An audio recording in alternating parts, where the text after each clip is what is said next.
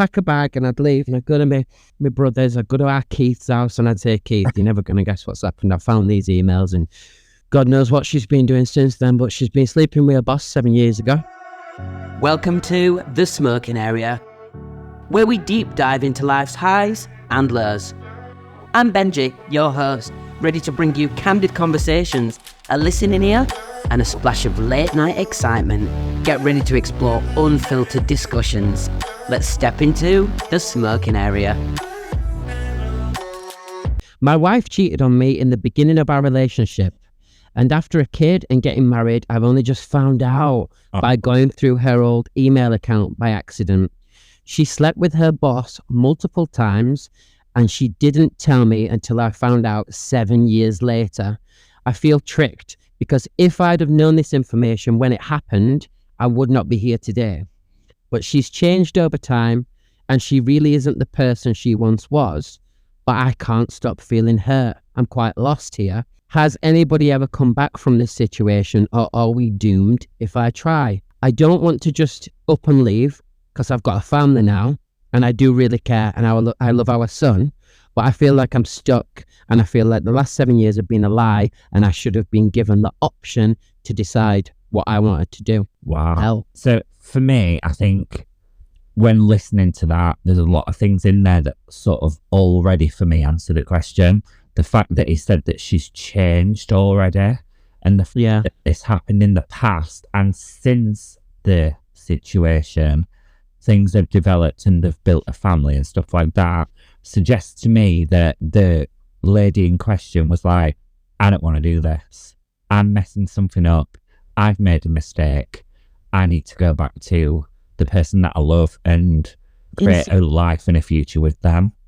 However, I do understand that obviously finding an information like that out can be quite traumatic and it can be quite disturbing to someone. I don't think it's very healthy to bring it up if you're in a happy situation at the time. However, I do think it's healthy to talk about it with somebody externally. So somebody really impartial who doesn't know you, or a therapist or something like that, because it's obviously part of trauma that's sitting with you now. And then you need to sort of approach it in a happy, healthy way rather than a negative and distressed way. So I think seeking a bit of help on that would help somebody deal with it and process it emotionally. Complete opposite. I am complete opposite. Oh, really?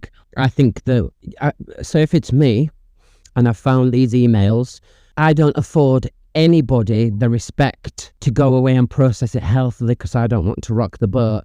You've shagged your boss behind my back. You've kept it from me. You've let me marry you, and now we've got a child, and you've still not come clean. That's not just infidelity. That's 7 years of lying. That's not trust. It's not a real open relationship. I'd be fucking livid. I would have those emails printed out and laminated, take breakfast in bed on our anniversary and say, happy anniversary, darling, I've got a surprise for you.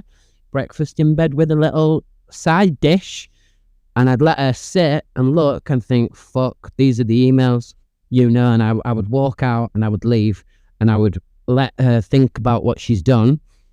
And then I would maybe suggest marriage counselling, but I'd confront her that this should have been done years ago. If somebody is going to break your trust, if you're in a monogamous relationship and it's an affair, I think that person deserves confrontation. I would probably as well think, you know what, if you could, how many people have you shagged since that you kept from me? If you could keep that, that's the only one I've found. That's the only one that I've read about because you've been careless to keep it in your emails. How many more people are there? What about on Dopey Donna's hen do when you went to see Magic Mike? Were you gobbling someone off that night while I'm looking after our son?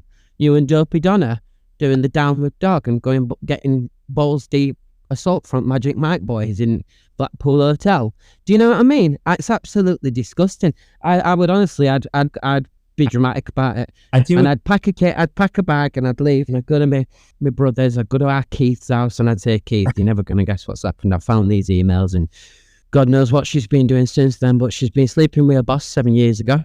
And what she done on Dopey Donna's end do? What she done when girls went to Beach Haven in Ibiza for Hannah's baby shower? Do you know what I mean? I agree that there needs to be some confrontation at some point because you need to have a discussion about it, but I don't think that discussion needs to be an attack. I think it needs to be an adult conversation, because in this situation, for me, there's family involved and children involved. So therefore, Could you be that if you'd been with someone for 7 years and found those emails and then felt like absolute muggins, and you feel like the entire relationship has been an absolute lie, do you think that you could approach that with all this decorum and all this respect, or would you be fucking raging, punching a wall, ringing up your mates and dragging him to filth, and then maybe when it's calmed down, would you ever see it? Because I just think, I don't know, I wouldn't even be able to get in bed next to that skanky bitch. I wouldn't be able to even look at her. I think, where else has that puss been? I think for me, then, yeah, I would be able to have a sit-down conversation and talk about it. Just because I don't feel like I'm over-irrational as a person. I can understand how somebody would react like that to this. I'd be devastated. I'd be absolutely devastated and so embarrassed. But I would make my previous point sort of again, the time that it's been, yeah, there's a lot that can play in your mind, but look at it from the opposite perspective. There's also that amount of time where there could have been loyalty at the same time. And yeah, I guess so. It could have been a mistake that was ended because of that reason. So I think a bit of diplomacy would help. Do you know what? I do agree. I'd want to fly off the handle initially, and I probably wouldn't approach it with a rational conversation. I would want them to find out in a shocking way, because I would want them to understand just how much it's hurt, and to really articulate that. So I think I would let them see the emails and want to see their reaction, and I'd want to see I'd want to show them that I've seen it and see what their immediate reaction is and what their emotions are like. Do they look like they're guilty they've been found out? Do they look like they're upset that they've jeopardized this? And I would want to know why. So I would probably say immediately, why? Yeah. Why could you keep this from me? Tell me why you did it. Tell me why did you do it in the first place? Why did you keep it from me? But I just don't think there's any coming back from this situation. I think that life's too short. And I think that if you're already feeling like you can't trust this person again and you don't know who they are, you've got a question mark above the last 7 years married, God knows how long they've been together. It puts a question mark over a decade plus. I just think just because there's a child involved, yes, be rational for the child, sort out what you need to sort out, stay amicable. But I don't think there'd be any coming back from this for me. I think I'd want to move on with my life and find somebody that I could trust, and wouldn't want to put myself in that position. Because I think if I tried, even with counselling, I would be in bed and I would be laid there, and as soon as things started to feel great again, for me, it's not good for everyone. Yeah. That would come into my mind, those emails, and which way did he touch you, and did he kiss you in this way, and have you thought about him since? It would just continue. I don't think there's any coming back from it. I think people don't need to be together to have healthy, successful children. Sometimes it's better to be apart to raise a child. I think, could you come back from, if you was being cheated on to this level, do you think you can fix it, or do you think you'd always? I think for me, as much as I don't fly off the handle, trust is a big thing for me. Yeah, same. And no, I probably couldn't. However, I don't shame people who do at the same time. No, as I do. Me neither. Whatever works for you, right? Yeah, whatever works for you. And also, you don't know people's intimate relationships and what happens behind closed doors, as you shouldn't. And I just think, as long as you're okay with it in your mind and you can live with it and you can deal with it and you can move on positively and it not be a recurring issue or a excuse in an argument that you fly in every other year, then fine, move on. But for me, I wouldn't be able to do that. I'd have to end things because I wouldn't be comfortable, like you said, laying next to somebody knowing that they've misled. Like their boss. Same. But like you say, no judgment for people that do. I think it's admirable if people really do want to work. And, some people don't want to start again. Can't imagine being on themselves anymore.